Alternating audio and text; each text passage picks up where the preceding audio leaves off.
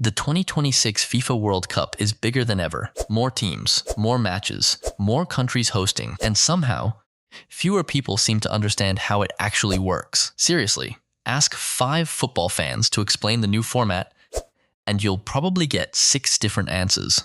At first glance, it looks like someone threw a tournament bracket into a blender.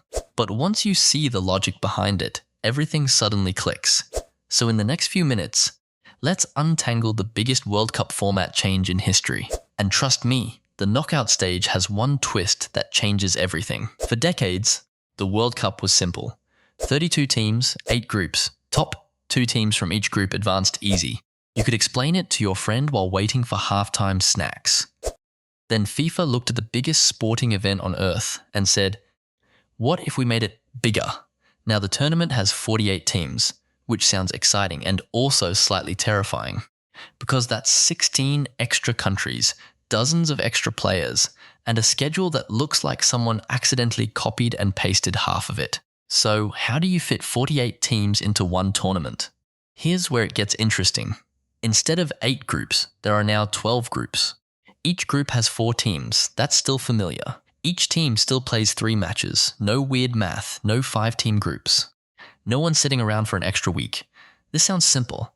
It isn't, because now the big question becomes, who actually qualifies for the knockout stage? Normally, you'd just take the top 2 teams. But 12 groups create 24 qualifiers, and 24 is a terrible number for a knockout tournament, unless everyone gets a bye, which would be chaos. So FIFA invented something new. The top 2 teams from every group qualify automatically. That's 24 teams. Then the 8 best third-place teams also qualify. Now we're at 32, and suddenly everything makes sense again. It's like giving 8 lucky students extra credit so the class fits perfectly into the next round. Fair? Mostly. Confusing? Absolutely. Now imagine finishing 3rd in your group.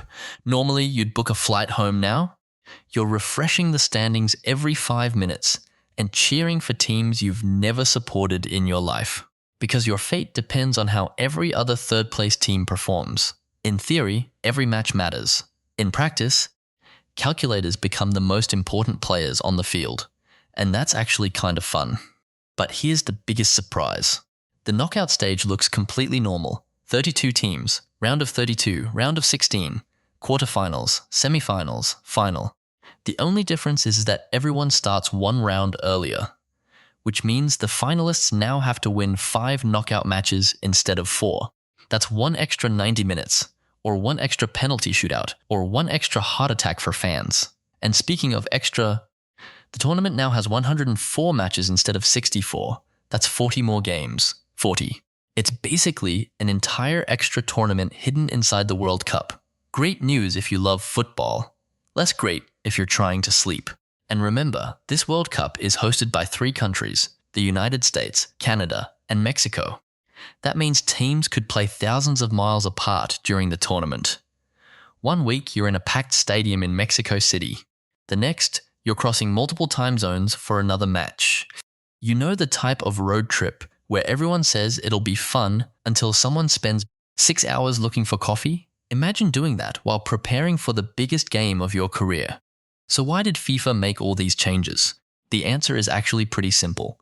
More teams means more countries get a chance. More fans stay invested. More stories get told.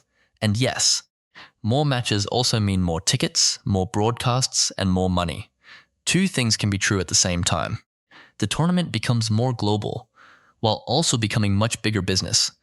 And that's probably the real balancing act. So does the new format make sense? At first, absolutely not. 12 groups, best third-place teams, 32 knockout spots, 104 matches. It sounds like someone invented a tournament using spreadsheet formulas. But underneath all the complexity is a surprisingly simple idea. Keep the familiar 4-team groups, let more countries dream, and rebuild the knockout stage back into something everyone recognizes. The 2026 World Cup isn't trying to reinvent football. It's trying to make the world's biggest tournament even bigger. The real question is whether that makes it better, or just more complicated. We'll all find out when the first whistle blows. And if you enjoy breaking down football's biggest ideas into simple explanations, subscribe and join us for the next one.